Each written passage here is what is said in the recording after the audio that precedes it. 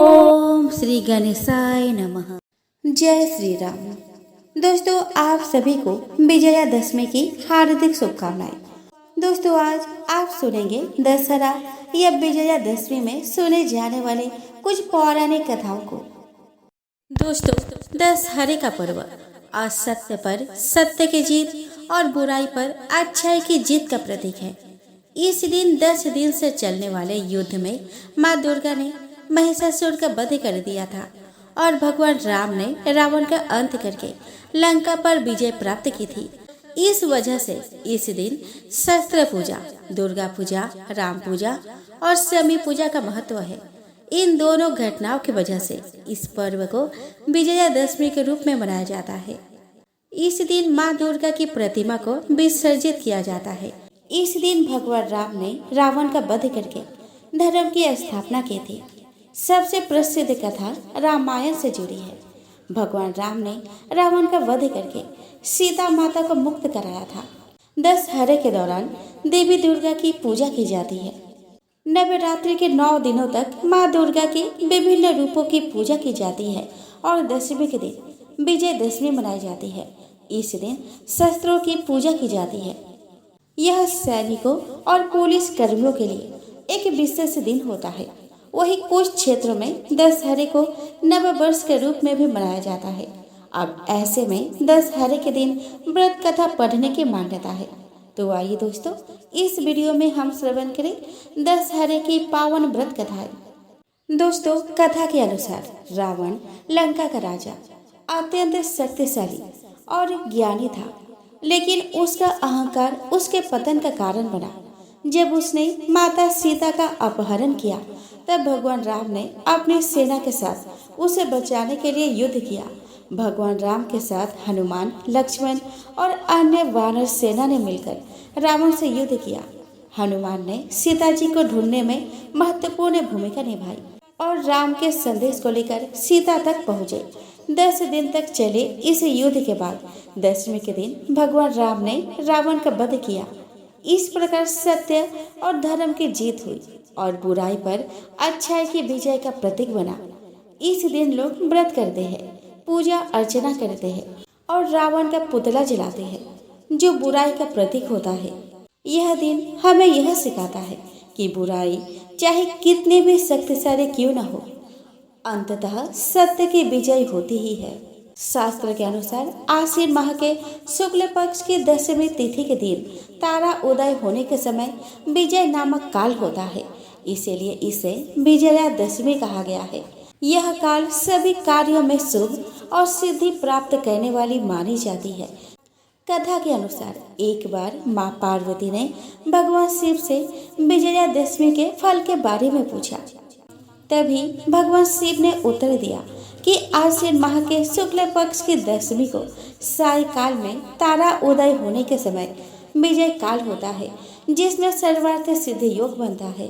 इस योग में सभी जातकों को सिद्धियां और मनोकामनाएं पूरी हो जाती है। इस दिन प्रभु श्री राम ने लंकापति रावण को परास्त किया था। इसी काल में शमी वृक्ष ने अर्जुन के गांडीव धनुष को धारण किया था। भगवान शिव ने उत्तर दिया कि दुर्योधन ने पांडवों को जुए में हराकर 12 साल का वनवास और 13वें साल में अज्ञातवास का शर्त रखी थी। 13वें साल में यदि उनका पता लग जाता तो उन्हें 12 साल का वनवास भोगना पड़ता।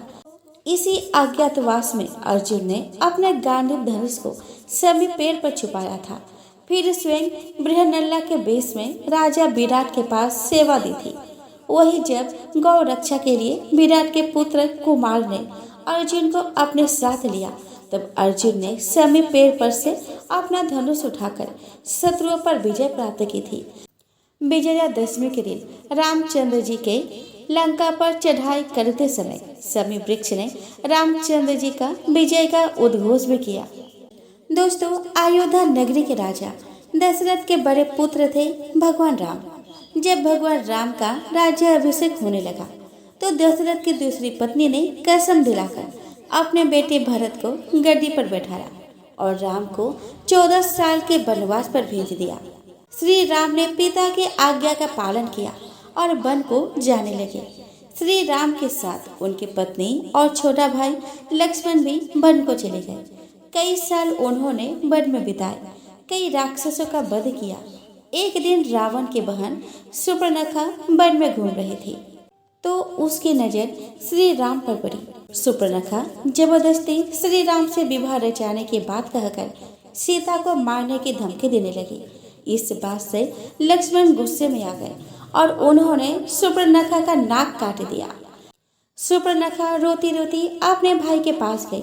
रावण ने बदला लेने के लिए साधु का वेश धरा और सीता माँ का भिक्षा लेने के बहाने अपहरण कर लिया। श्री राम और लक्ष्मण सीता माँ को ढूंढते रहे। रास्ते में ही उन्हें हनुमान, सुग्रीव और जटायु मिले। जब पता चला कि सीता माँ को रावण ने अपने लंका में बंद करके रखा है तो श्री राम ने उनसे युद्ध करने की ठानी और बानरों के साथ सेना तैयार की। समुद्र में पुल बनाया गया। फिर रावण से युद्ध रचा गया। रावण के 10 सिर थे, इसीलिए जब भी राम उनका सिर काटते तो फिर वो जिंदा हो जाता। अंत में विभीषण के बताने पर रावण के नाभि पर श्री राम ने तीर मारा और उसका वध किया। रावण के वध के बाद लोगों को असुरों के आतंक से छुटकारा मिला। एक बार एक दानव राज था रंभासुर। उसकी एक महर्षि यानी भैंस के साथ संजोग हुआ और उनका पुत्र हुआ महिषासुर। महिषासुर अपनी इच्छा के अनुसार भैंस और इंसान का रूप धर सकता था। महिषासुर ने ब्रह्मा जी की घनघोर तपस्या की। कई साल तपस्या में लीन रहे। ब्रह्मा जी उसकी अखंड तपस्या से खुश हुए और वरदान मांगने को कहा। महिषासुर ने कहा कि मैं अमर हो जाऊं, लेकिन ब्रह्मा जी ने कहा कि जो भी इस दुनिया में आया है उसे तो वापस जाना ही है, इसीलिए कोई और वर मांगो। तब महिषासुर ने काफी सोचा और कहा कि मुझे ना तो देवता, ना ही असुर, ना कोई पुरुष मार पाए। महिलाएं कोमल और नाजुक होती है, वो मुझे क्या मार पाएगी। ऐसा सोचकर महिषासुर ने कहा कि मैं सिर्फ स्त्री के हाथों ही मारा जाऊं। ब्रह्मा जी ने तथास्तु कह के उसे वर दे दिया। वरदान पाकर महिषासुर ने सभी पर आक्रमण कर दिया और जल्द ही असुरों का राजा बन गया। देखते ही देखते उसने धरती और स्वर्ग लोक को भी जीत लिया। वह तीनों लोकों का अधिपति बन गया। जब सभी देव भगवान विष्णु के पास अपनी समस्या लेकर पहुँचे तो उन्होंने कहा कि आप भगवती महाशक्ति की आराधना करें। सभी देवताओं ने आराधना की। तब भगवती का जन्म हुआ। इन देवी की उत्पत्ति महिषासुर के अंत के लिए हुई थी, इसलिए इन्हें महिषासुर मर्दिनी कहा गया। भगवान शिव ने देवी को त्रिशूल दिया। भगवान विष्णु ने देवी को चक्र प्रदान की। इसी तरह सभी देवी देवताओं ने अनेक प्रकार के अस्त्र शस्त्र देवी के हाथों में सजा दिए। इंद्र ने अपना वज्र और ऐरावत हाथी से उतारकर 1 घंटा देवी को दिया। सूर्य ने अपने रोमकूपों और किरणों का तेज भरकर ढाल, तलवार और दिव्य सिंह यानी कि शेर को सवारी के लिए उस देवी को अर्पित किया। विश्वकर्मा ने कई अभेद्य कवच और अस्त्र देकर महिषासुर मर्दिनी को सभी प्रकार के बड़े बड़े अस्त्रों से शोभित किया। अब बारी था युद्ध की।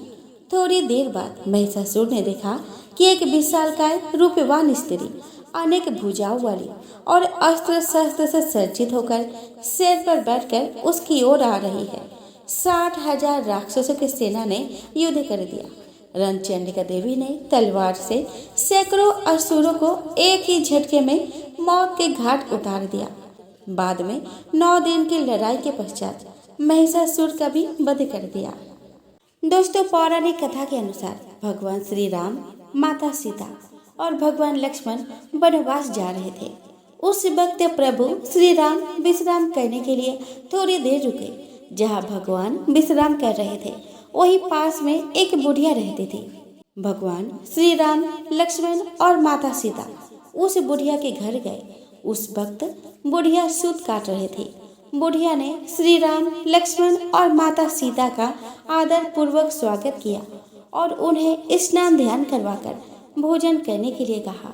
यह सुनकर श्री राम ने उस बुढ़िया से कहा कि माता, मेरा हंस भी बहुत भूखा है, इसके लिए पहले मोती ला दो, फिर मैं बाद में भोजन करूंगा। यह सुनकर बुढ़िया बहुत परेशान हो गई, लेकिन बुढ़िया अपने घर आए मेहमानों का निरादर नहीं करना चाहती थी। इस वजह से वह दौड़ते दौड़ते अपने नगर के राजा के पास गई और उससे उधार में मोती देने को कहा। बुढ़िया की हैसियत नहीं थी राजा को मोती लौटाने की, लेकिन फिर भी बुढ़िया पर तरस खाकर राजा ने उसे मोती दे दी। बुढ़िया दौड़ते हुए उस मोती को लाकर भगवान श्री राम के हंस को खिला दिया। हंस को खाना खिलाने के बाद बुढ़िया ने भगवान श्री राम को भी भोजन कराया। भोजन करने के बाद भगवान श्री राम जाते समय बुढ़िया के आंगन में एक मोती का पेड़ लगा गए। जब पेड़ बड़ा हो गया तो उसमें बहुत सारे मोती होने लगे, लेकिन बुढ़िया को इस मोती के बारे में कुछ पता नहीं था। जब पेड़ से मोती गिरता था तो उसकी पड़ोसी उसे उठा कर ले जाती थी। दोस्तों, फिर एक दिन क्या हुआ कि वह बुढ़िया उसी पेड़ के नीचे बैठकर सूत काट रही थी। तभी पेड़ से एक मोती गिरा। बुढ़िया ने तुरंत ही मोती को उठा लिया और उसे राजा के पास ले गई। बुढ़िया के पास इतने सारे मोती देखकर राजा को बहुत हैरानी हुई। राजा ने बुढ़िया से पूछा कि तुम्हारे पास इतने मोती कहाँ से आ गए। तब बुढ़िया ने अपने राजा को बताया कि उसके आंगन में एक मोती का पेड़ है।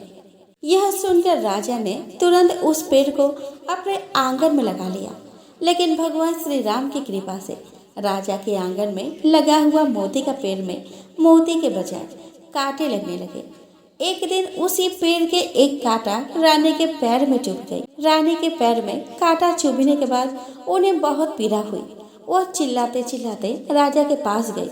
यह देखकर राजा ने उस पेड़ को फिर से बुढ़िया के आंगन में लगवा दिया।